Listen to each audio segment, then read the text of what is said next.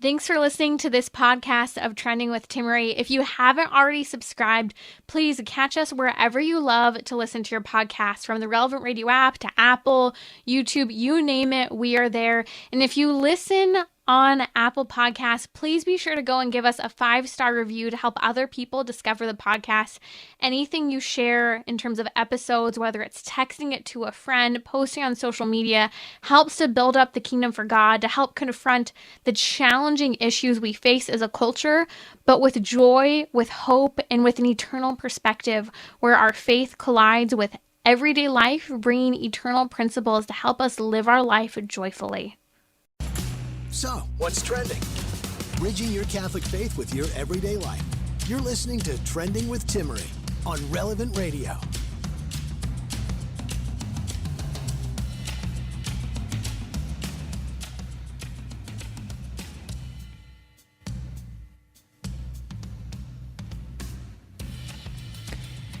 The CDC has reported that teen girls are not faring well in our current society. What's going on from depression to suicidality? What are the solutions? Where's the hope? We'll talk about that today on Trending. We're also taking your questions, 1-888-914-9149. Do you hear the news after President Biden's administration basically made it so the abortion pill can be accessible at places such as Walgreens, Rite Aid, CVS, and those three specifically said that they would carry it? Well, Walgreens just announced this week they will not sell abortion pills in the state of Kansas. I think this will be just the first of a number of companies such as CVS and Walgreens who said they would sell the abortion pill, and they're going to backpedal. We'll share more with you about that in just a little bit. Also, there was a viral YouTube video of a young woman who identifies as transgender, and her grandmother, she reads a letter that her grandmother wrote her, telling her why she was not going to call her granddaughter by her new chosen male name. Today on Trending, joining me is Melanie Hempy. Melanie Hempy is the founder of ScreenStrong.com. Again, that's ScreenStrong.com, a resource that we should all have, especially during this Lent, to work on decreasing some of our tech use from social media to actually decreasing the tech that we use itself. I know a lot of you are joining me on the Black and White Challenge. I'm on year 7 of the Black and White Challenge, keeping my phone screen on black and white. And a lot of you have joined me and posted about that on social media, as well as on relevantradio.com. You can find the article about how to do that. But why are we talking about screens? Well, the bottom line is that study after study is coming out regarding screens and just our overall happiness in life. Melanie Hempy is here to help provide solutions, especially for families and young people, as well as individuals. And I was fascinated as I was reading a recent study chronicling a number of studies from the Institute for Family Studies. A piece was written by David Meyer where he talks about what's known as phone phubbing. And phone phubbing is where you're snubbing your friends, your family, your loved ones, because instead you're responding to the dings and the pings. You're glancing at your phone when you're supposed to be glancing at the person you're talking to. And I mean, I, too, do it. We're swiping, we're checking things, we're completely tuned out of the presence of those in front of us. And so this whole article centers around studies regarding relationship satisfaction. And I'd love to hear from you. I've posted this on social media. Have you experienced relationship dissatisfaction specifically because of phone use? I would love to hear your thoughts on it. Joining me now to discuss is Melanie Hempy from ScreenStrong.com. Melanie, welcome to Trending. Yeah, thank you. So glad to be back. This is always so great, your show. I love it. So, Melanie, it's interesting to walk through some of what's going on with the studies that are there that for some reason just aren't being talked about enough, or we see it maybe pop up somewhere such as the Wall Street Journal. We think, oh, wow, that's novel. It must really be an issue. The Wall Street Journal is talking about it. But then we just continue on our merry way, not really thinking about how it's impacting the day-to-day. It's interesting. There was a small study done that the Institute for Family Studies points to where basically almost 50% of people in relationships reported that they were experiencing, in one way or another, a problem in their relationship, and it had to do with some of this being ignored due to the technological distractions that the other partner was succumbing to. Two other studies, just really quick, because it's interesting to see. David Sabara talks about smartphones. He's a psychologist, and in his research, he's seen in particular that really these digital medias and our phones are usurping our attentional resources. So basically where we'd be responding in conversation, we'd be showing interested body language, we'd maybe be saying, oh yes, interesting. That's going out the door. Our attention, that resource of our attention that should be given to others has totally fled. There's even research coming out of the University of British Columbia really pointing to the fact that people enjoy meals less, not just when people are on their phones, just when a phone itself is present in the vicinity. So let's talk about some of this research and what we can do about it. Yeah, I love this research. It is so relevant today. We need to, study more about this, but in, some respects, we really just have to look around our own house. Like, you can go find the research, but we all know this is happening. And I think one of the first things I just want to say is we're at the point in this digital dilemma where we just continue to circle the problem. And there are so many articles and there's so many people talking about it, and they're just circling the problem, right? So what's hard is to actually change and to do something about it. So it's super easy to circle the problem and super easy to keep writing research articles and doing research. But what's the hardest thing to do is change, right? So it's very hard to change. But let me just say one little thing about this phone snobbery that's going on. I think that it all goes down to the fact that we cannot multitask as human beings. The way our brain is designed, and I'm currently writing a children's course for students, so I'm so excited about it, but I'm going way down into the science on this to explain to kids in this course how your brain cannot multitask.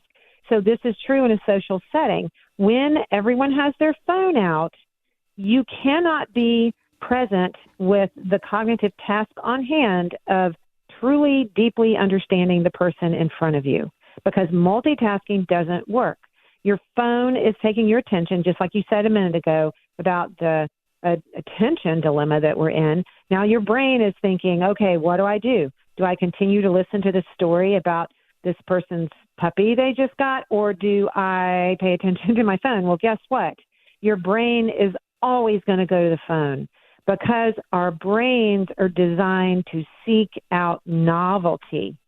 And your friend's story, while it may be a good story, it's not quite as exciting and novel as the potential message or bing or notification or something that just randomly happened on social media. Your brain is like, oh, was someone talking about me? Was that something important? And it's because of the novelty.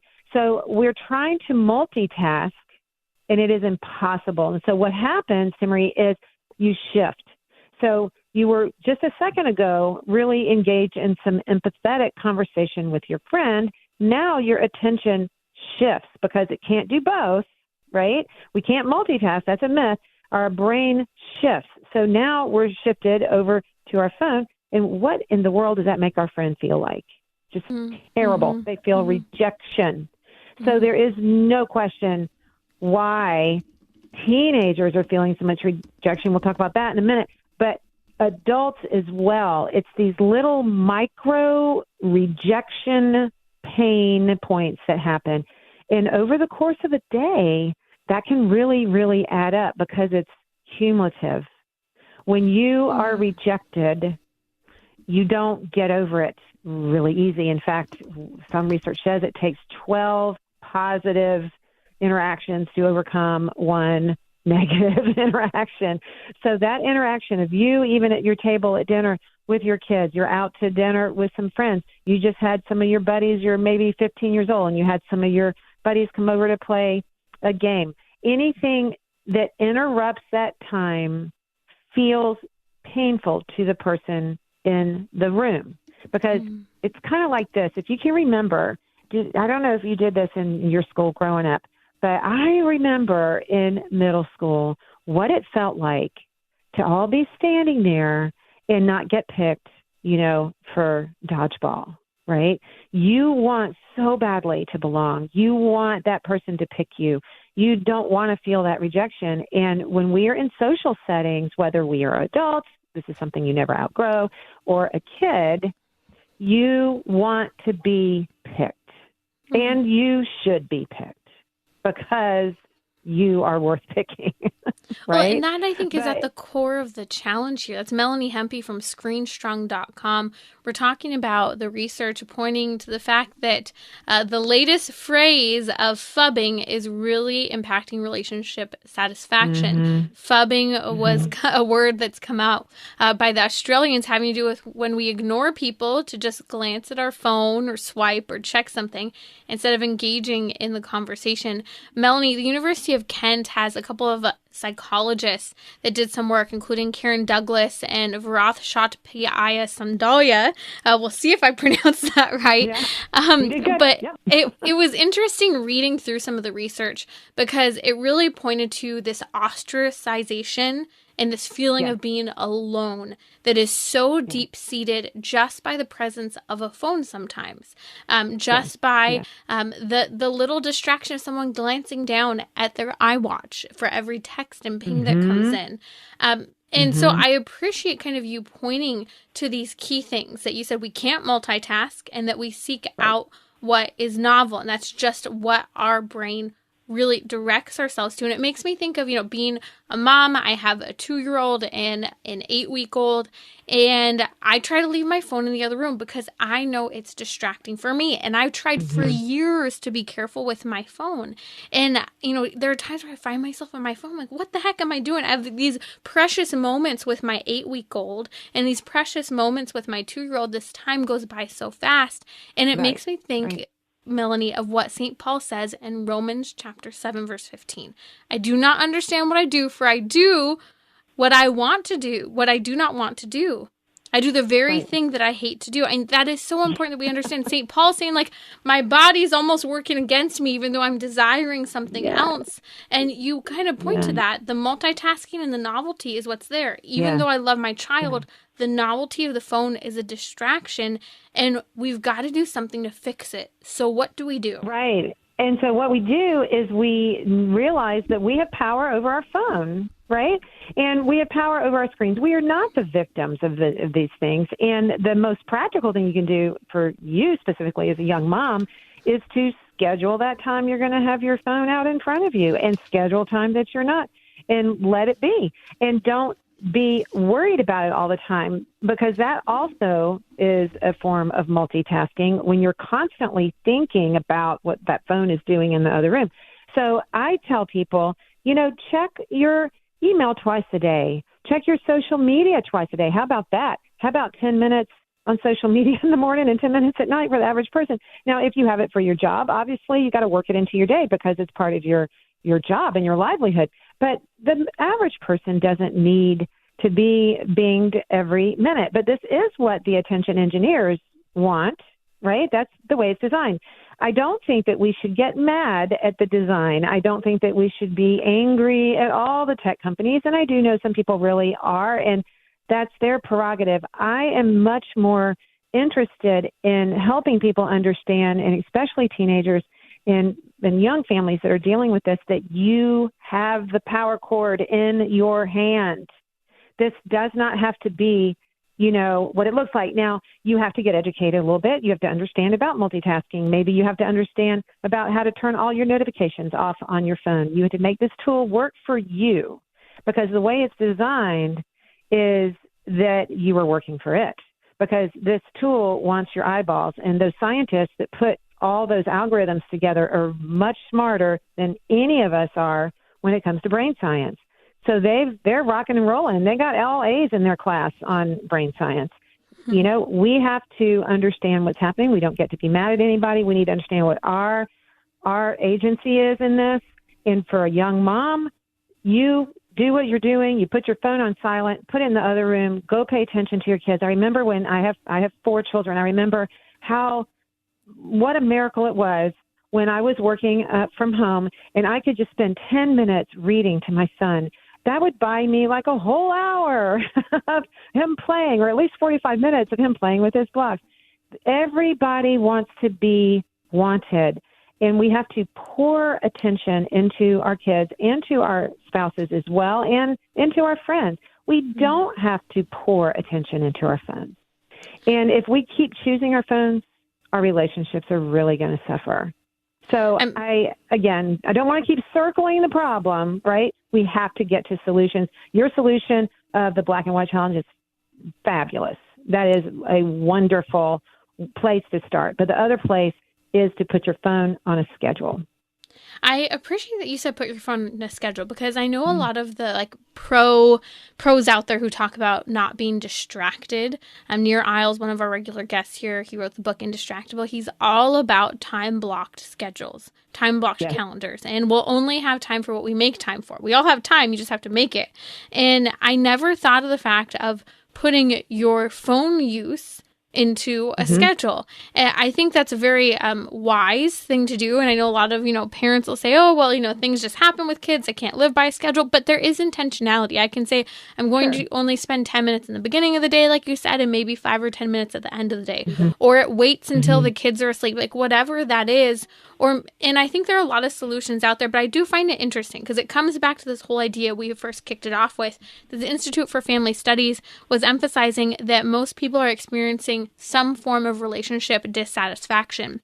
I even just threw a couple polls up on Instagram and Twitter, and I'd love to hear your thoughts on this. You can go ahead and vote. Just follow me at Timmerie, Timmerie, asking if you experience relationship dissatisfaction because of phone and tech use. And it's nearly exactly, both on Twitter and Facebook, that 85% of people, nearly 9 out of 10 people, are saying they're experiencing dissatisfaction in their relationships because of phone use. So let's talk about a few more tips real quick, rattling some of those off. I know we talked about turning off notifications. That takes some work, and there are a lot of nuances to notifications, ways we can receive them. Just shut them all off, unless it's a basic, thing that says you have 10 text messages, or even who it's from, and a thing that says you missed a phone call. We really don't need everything else, because we can plan when we check those other necessary apps. I know we talked about having the phone ringer off. I keep my phone ringer off. I know some people get annoyed by that, but that's just something that allows me to actually get things done in life and be present. Don't respond right away. That's a hard one, Melanie. Can you talk a little bit to the challenge of overcoming that need in our culture of instant communication? Because I don't expect others to expect me to respond right away, but I know I want it from other people. Well, we train people how to treat us. So if you become a person who doesn't respond every second, then your friends know that, and that's fine, and they know you're not snubbing them. And it takes Melanie an hour to answer her text, right? And that's fine. You train that. You put out what you want. The other tip that I think is super important, and this is super practical, is that you take your social media off of your phone and you only access your social media on your laptop. This will be a wonderful way to balance it better, because you may not be in front of your laptop every second the way you are in front of your phone when you're standing in the grocery store line, when you're in the carpool line, when you're going to the bank. So just access, we know, is critical. We know with every addiction out there, access is the number one common denominator. If you don't have access to the drug or the drinks or the whatever it is, then guess what? You probably won't get addicted. But if you do, now you're in a whole nother realm. And so we have to work on that access point. If you don't want to eat donuts, you've heard me say this before, don't buy a dozen donuts from Krispy Kreme and put them on your counter. Just don't do that. So if you don't want social media to interrupt your date night with your husband, or you're out with your friends, then don't put social media on your phone. There is nothing urgent about social media. Maybe there's something urgent about you need the school to call you if your kid falls down and gets hurt. Maybe that's urgent. That phone, can stay on, phone calls can stay on your phone. But social media does not. So just imagine for a second what your phone experience would be like if you didn't have social media on your phone. It's fantastic. How many urgent calls do you get every day? I remember I Probably used done. this tip years ago to decrease phone use, and I took social media apps off my phone, and lo and behold, I don't even use Facebook anymore. I don't check know. Twitter, and I post and interact for the show, and that's about it, but I really don't do it personally. I do want to just rattle off a couple other ideas for helping other people to be valued based on how we use our tech, because the reality is, Melanie, you point to the fact that many of us do have to use, for example, maybe social media in our workday, or be closer to our phones. And so something I've tried to do, and it may seem silly when you're doing it at first, but I really try to make it a habit, is that if I'm going to have my phone out and around and kind of be in the vicinity where I'm paying attention to it, I try to let people know, hey, I'm waiting for this call, or hey, I'm worried about this person. I'm just keeping it nearby. So if I'm glancing at it, that's why. That way they know what's going on, and it's not like I'm looking at something that is completely ignoring them. And then if I check it, I say, oh, you know what? My producer contacted me with some bad news about a guest today. Give me just a minute. I don't want to ignore you, but I do have to deal with this. That way, if they're there in the room, two things can occur. One, they know, hey, I'm working on this. I'll be with you in a minute. Or maybe I can bring them into what I'm working on and saying, oh gosh, this just happened. Yeah. And, you make it a moment that is more human rather than dehumanizing the person in front of you as well as yourself by just communicating seemingly with a machine. And I think this goes the same approach. And you mentioned it earlier when you're at the grocery store, saying hello and not being on your phone when you're checking out. I think these are really important things to be aware of. And let me just add one more thing really quick to that, because this is really important. About 3 years ago, and I can remember this like it was yesterday because it had such an impression on me, I had a meeting with someone who was a very busy person, much more, important than me, right, in the business world.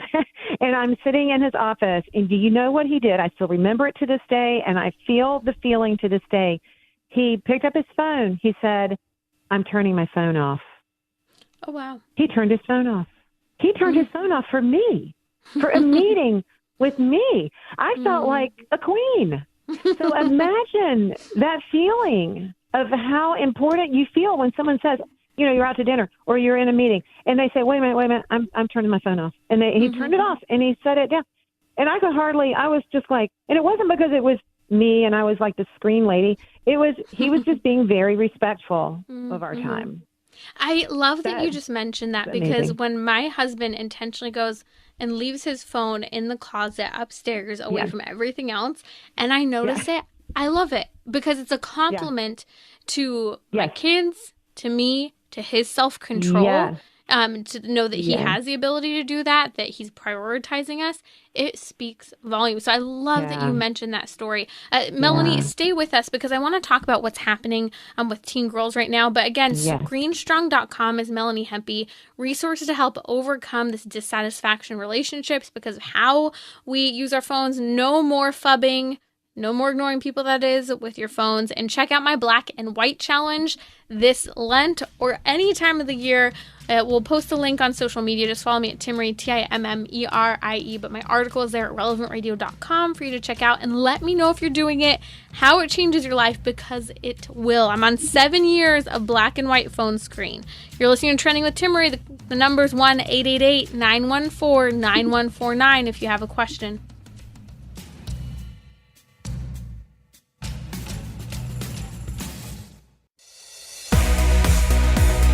You're listening to Trending with Timmerie, where you can discuss what matters most to you. Join the conversation, 888-914-9149.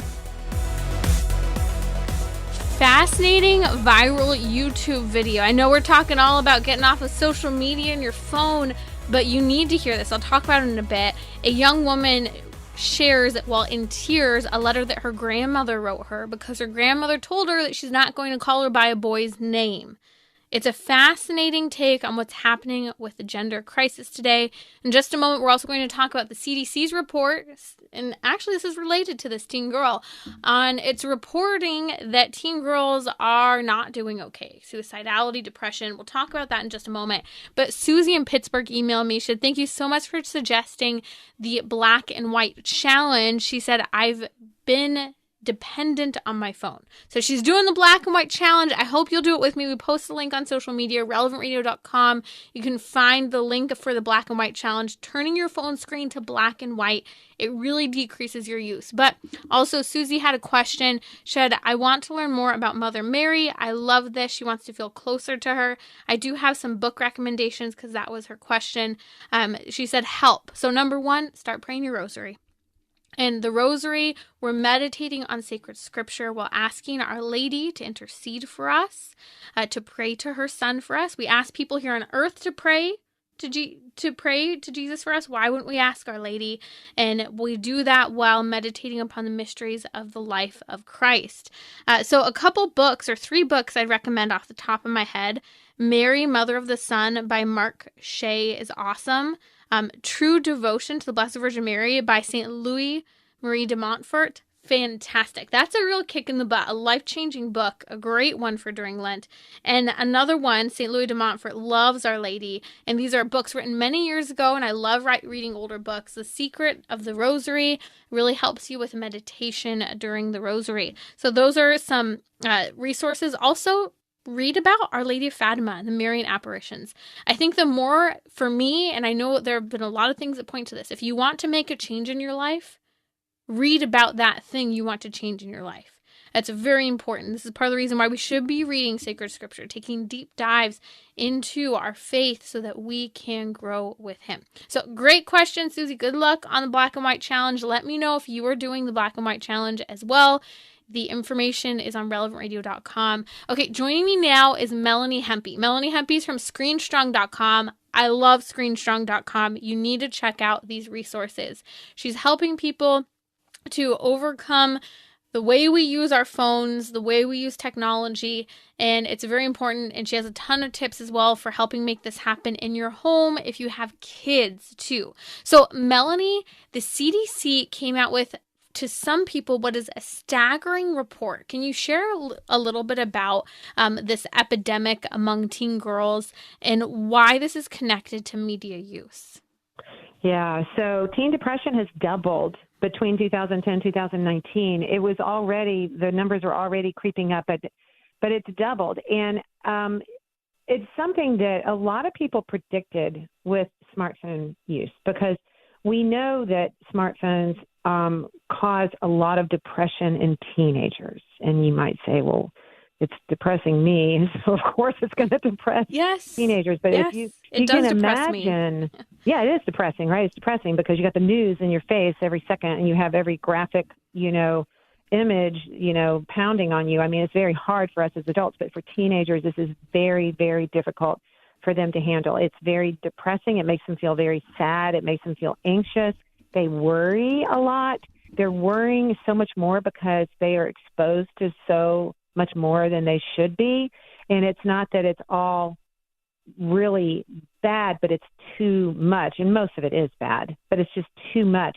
The other thing that happens with smartphones is that it is causing them to be very isolated. Just a minute ago, we were talking about belonging and not feeling like you've been picked. Well, when you're on social media as a teenager, it is a constant barrage of rejection or potential rejection. And so it's not just the rejection, but it's what they're thinking in their head, that maybe it's they're feeling rejected because they're not getting tagged in a photo, for example, or they're not getting asked to be in a group text or being asked to be somewhere else on social media. So it's the overt and the covert rejection that's happening. The other thing is just the sheer isolation. So a lot of people think, our kids have to have phones because, they have to be on social media because they have to be connected to their buddies. But see, this is not a real connection. It is a fake connection. So it's very counterfeit.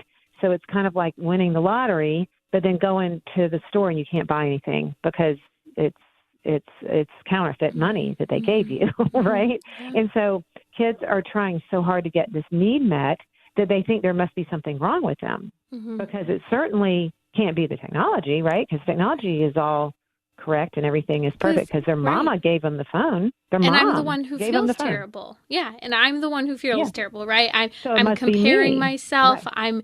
I'm feeling bullied. What did I do wrong? I'm having body image issues because I'm looking at others. I'm addicted to it because the dings, the pings, the colors meant to pull me in. I'm Right. failing to read people in real life and face to face because I'm losing social skills. I'm not having that Because you're not face-to-face practicing time. social skills. Yeah, because Right. I'm not You're having not. conversations. Yeah. I mean, But the we other know. thing that happens is in 8th grade, we have studies, and it's in our parent course that we have these studies that we have reported on this, that in 8th grade, all the searches change. So everything they start searching for on social media changes. So what your kid was searching for, like puppies and kittens and funny videos in 6th grade, it all changes in 8th grade. And they start searching for words like depression. So imagine what happens when you are an 8th grader and you start searching for the word depression. In 2 or 3 clicks, where do you think you find yourself? You find yourself on websites that tell you how to kill yourself. Yes. This And is this is the a scandal algorithm. of TikTok. This is a scandal of TikTok.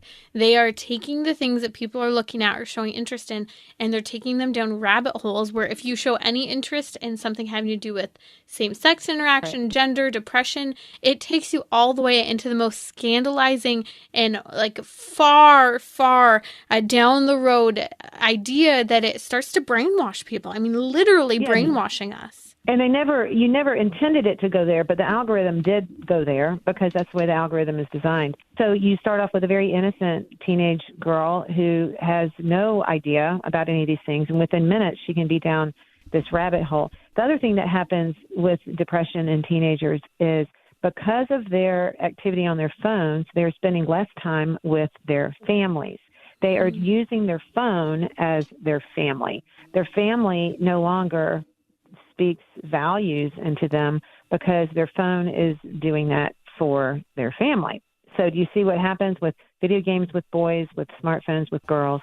That tends to become their life. And so it becomes their family. It becomes the place they go to get direction. And then on top of that, because they're on their phone so much, they are detaching from their physical family.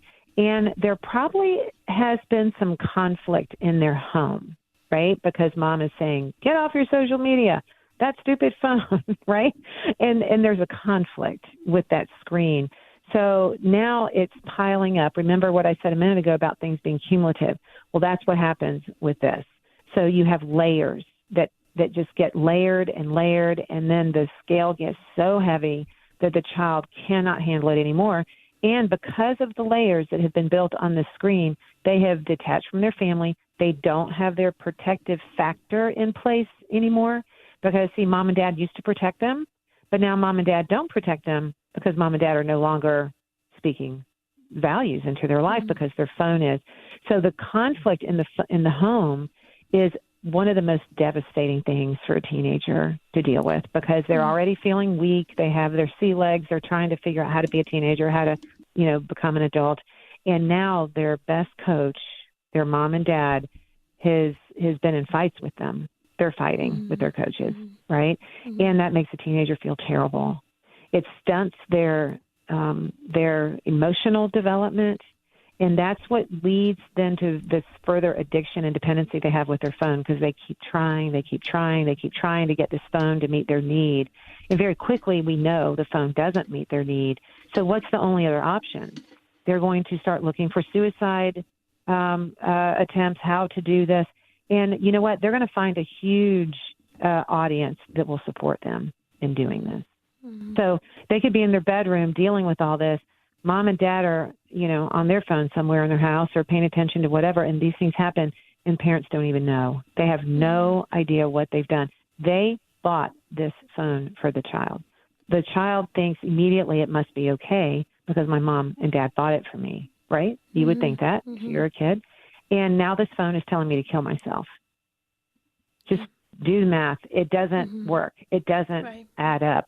And so there's nothing really complicated about this. And we should not be in shock. And we should be in shock, I guess, but we should not be in denial. The statistics in this current article that you're talking about, they're only going to get worse. Mm-hmm. It's just, because we think in our culture that social media is mandatory and smartphones are mandatory for teenagers. They are not mandatory. Right. Let me jump in real quick here, because for those who are maybe just joining us, the CDC released a shocking report showing that 1 in 3 teen girls have seriously considered suicide, and 3 in 5 girls felt persistently sad or hopeless. And we're talking about solutions. And what you're pointing at, Melanie, and I think this is the hard part, you're not blaming parents, but you're saying this is what happens parents when kids have phones. So it's a choice that the parents have to make, and it touches on what you were just about to really touch on, and that is feeling in, wanting your child to feel a part of the group. But I mean, even just looking at the work that you guys are doing there at ScreenStrong.com, people who choose to have strong homes with regard to how phones and tech are used have more peace in their homes. They go outside. They have better relationships. You just put a post up about this on social media. They have greater freedom to make choices, stronger connections. You actually enjoy time between parents and children rather than having that constant animosity that can already be difficult enough with the growing pains of the teenage years. Right. And they need us to be that buffer. And that buffer means not giving them a smartphone. They can have a talk-text phone where they can text their friends so they don't feel completely left out. But I don't recommend that till they're 15 to begin with. And even more if they have a job or something. But even there's some 15-year-olds that don't even need to be texting their friends because they're just being bullied a lot. But this whole idea that this smartphone world is mandatory for teenagers has to stop. It has to stop. Smartphones and social media was never designed for teenagers. And the whole rule, we talked about this before in another show, I believe, about the age of 13. And, that age was never the age of maturity. That age was just a random age that was picked way before smartphones were ever invented. And that had to do with internet security and not collecting data from children. So it has nothing. So a lot of parents don't understand that. And they think, well, it says 13. No, it doesn't say 13. It doesn't say 13 is a good age. In fact, now the Surgeon General is saying that 13 is a terrible age. And we recommend at ScreenStrong that your kids go through high school without a smartphone. It can be done. We have so many families that are doing this now. In our ScreenStrong Families Facebook group, we're just going through the roof over there. We've got so many reports coming in and so many families. If you want support, you can get in there. It really is not hard. The thing that is hard is to have your teenager have a smartphone and to watch the pain and the suffering and hopefully not the suicide attempts. But as we see from the study, they're really increasing. Melanie Hempy from ScreenStrong.com with us today. Check her work out, an excellent resource, ScreenStrong.com. And, I could just keep thinking about, I run into you all the time, parents who are choosing to not have your children have the phones, and you tell me how happy your kids are. And I also run into parents who say, you're struggling, you think you should take away the phone, you don't know if you have it in you, you feel like you're mean. Take it from the book of the many parents at ScreenStrong.com who are taking away their kids and they're getting their kids back. So Melanie, thank you for what you're doing. ScreenStrong.com, so many resources to help make this happen, to understand the research, to even present it to your kids, maybe even offer the idea to them. And you might be surprised by the response when they see that this is contributing to how they are feeling. RelevantRadio.com/trending for resources to this episode to share with maybe your spouse or someone else who needs to hear this information, including maybe your teenager. We'll be right back here on Trending, taking your questions, 1-888-914-9149. Big news from Walgreens with regard to abortion and much more. I'll be right back.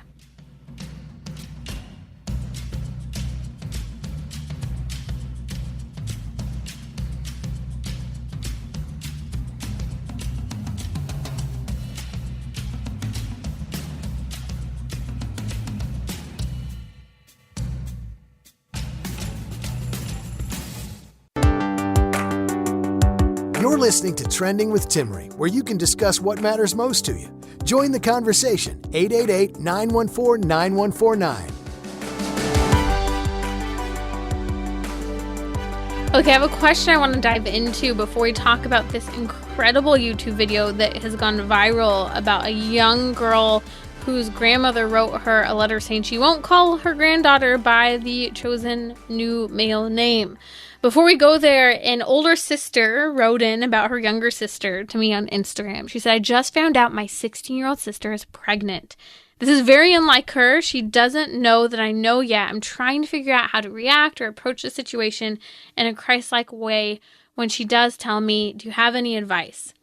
Great question. Your poor sister and you in this situation, if you are saying this is unlike her, no matter what, even if it was like her, I think most girls, when I've seen they find out they're pregnant in high school, they're embarrassed no matter what. And just telling loved ones, whether it be parents or a sibling, is the hardest part. So first of all, please help make sure that your parents know, and if they don't know yet, that you help liaise on that and help with recognizing, usually the parents' response to something like that is anger and frustration because they're shocked. It shouldn't be happening. It's not the right timing, but their reaction will calm down. And that's why anytime you know someone who's a teenager pregnant or even just a young and pregnant, helping them to tell their parents is a huge step to help prevent abortion and helping them to cope with the fact that their parents may react poorly and then calm down with time. But that also helps keep the parents accountable if someone else goes in to tell the parents who is pro-life. Okay, so that's, I think, first and foremost. But if your sister hasn't approached you to share the news yet, I really encourage you to prepare yourself maybe to approach her to ease that burden for her. I remember I was actually in somewhat of a similar situation with a cousin of mine who I grew up like a sister to me, and she was facing a very, very young pregnancy out of wedlock and seemingly, unlike her as well, has a beautiful Catholic faith. And I remember, we were just waiting to find out, waiting to be told, and I finally just to ease the situation in a moment where she wouldn't have to talk about it. I had seen her, we'd seen each other at a wedding for the first time a little bit because she was hiding herself.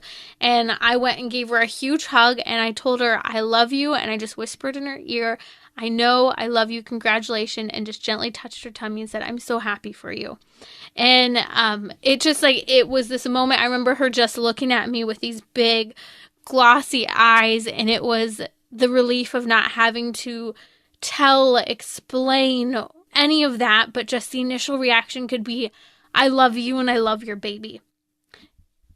Yes, we could say these are less than ideal circumstances, all of that. It needs to start with, I love you and I love your baby. And I think that's what's so profound about the crisis pregnancy centers, the pregnancy resource centers across this nation, is that that's the shocking response that these unwed mothers, women in crisis pregnancy, unplanned pregnancy situations find themselves. They find themselves in the arms of counselors at crisis pregnancy centers who say, I love you and I love your baby. Let's work through this together. Those girls can take a huge sigh of relief. Planned Parenthood intentionally, when they tell girls that they're pregnant, they'll do things such as grab the arm and squeeze it in a painful way, or the hand in a painful way, to associate pain with a child, to associate tension and fear and anxiety with a child. What we need to do as people of faith, as people who are pro-life, is we need to ease the fear and anxiety of the situation that naturally has those emotions with love and acceptance so that we can then start working through the situation. And so I think that's first and foremost. I love you. I love your baby. And then from there, what can we do about the current situation of supporting your medical health, your mental health, and maybe even housing, whatever those situations may be. And then as that starts to calm down, at the same time, first you want to make sure that she's safe with regard to the relationship she may be in. If this has been anything such as could be rape, incest, or an unhealthy and unsafe relationship. Obviously, it's unhealthy if they're having sex as teenagers, but if it's unhealthy and an unsafe situation with the father of the child, you need to address that as well. If it's none of those things just yet, just give it a minute or two to work on the relationship side of it with the father. I do think that it's important that we're not again, giving that moment with the relationship to the father and really, talking about life choices. Once those major things of the current situation are settled and she's feeling settled, you start talking about life choices. What you want life to be like, what you thought life was going to be like, what we can do even in the midst of the current situation to work toward one day being married with children, to work toward raising this child well and having this child have the best parents. Talking about the gift and responsibility of motherhood, even with a teenager, is important, because the bottom line is that teenager is pregnant now. And she holds a physical and spiritual responsibility for herself and her child to be a good, accountable parent and to have a good and healthy child. And she needs that unconditional love from people such as you to surround her. But we also have to remember that unconditional love does have expectations, such as making sure you're in a healthy relationship with the father of the child. That if you need to, you're perhaps breaking ties, not just for your sake, but for the safety of your child. That you're empowering her, even as a teenage mother, to now make those choices because she has to. Because she is a mom and she needs people to help surround her. And I think that's what's so scary with teenage pregnancy, is that we have to, I hate that word, but I think it's a good word in this instance. We have to empower, but better yet, maybe equip that teenager with those responsibilities that she now holds. They're not optional now. She made the choice. Maybe she didn't, depending on the circumstances of the conception, but she's a mother, so now let's make the best of equipping her and strengthening her in this situation.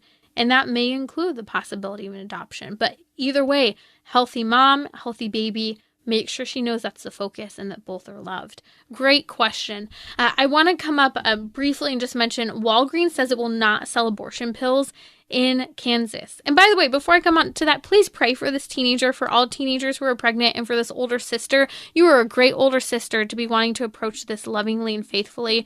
Pray for her and ask the Holy Spirit to guide you in all conversations with your sister and anyone who may be approaching a crisis pregnancy situation. Okay, Walgreens says it will not sell abortion pills in Kansas. This is fantastic news. If you're not up to date on it, RU46, mifepristone, the abortion pill that is really only supposed to be taken until about 8 weeks, that Planned Parenthood and the abortion movement is giving out all the way to 16 weeks and further.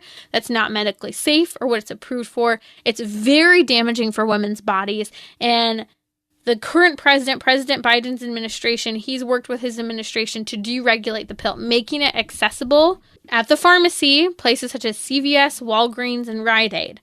So here's the deal.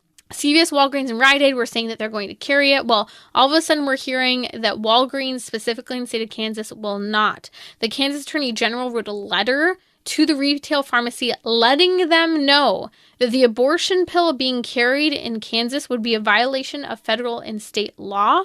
And along with him, 20 other state attorneys wrote to CVS and Walgreens in their states saying the same thing, that if you mail or send the abortion drug, mifepristone RU46, that you are in a violation of federal law. So here's what happened. Daniel Gray, Walgreens' chief legal officer and executive vice president, has now said that they are not currently dispensing mifepristone and they will not be dispensing it in the state of Kansas. And they will not send it from locations outside of Kansas to women in Kansas. They recognize that's against the law. Now, this is fantastic news. This is why we need to have pro-life legislators, pro-life attorney generals, pro-life advocates writing companies such as CVS, such as Walgreens, such as Rite Aid, so that they do not carry this abortion pill. This new access to the abortion pill across the nation by our pharmaceutical companies, because of President Biden's choice to make this accessible, has all been a part of the strategy to make abortion expand, even though Roe versus Wade was overturned. They've always, for years, preferred chemical abortion because chemical abortion costs them less overhead. They don't have to physically go through the process. And what's so sad about it is that it leaves women absolutely alone. And the pharmaceutical companies have so much money that they're not telling the truth about the aftermath and side effects of women who are suffering from RU46 abortion. Type in RU46 abortion at relevantradio.com/trending. Listen to the episodes where I've talked about it, the medical fallout, the damage to the body we need to talk about this. It's such an important topic, and we need to contact, and I'll post a link on social media, ways that you can contact these pharmaceutical companies, Walgreens, Rite Aid, and CVS to say no, that they should not carry the abortion pills here. Now, I know I wanted to talk about this incredible audio from this young girl who identifies as transgender. She received a letter from her grandmother. We'll have to save it for Monday, so join me Monday on Trending as we share this. Coming up next is a family rosary across America.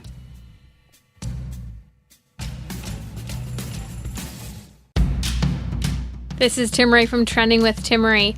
Money can't buy happiness, but budgeting sure can make me feel better about life, especially when I have what I need to buy what I need.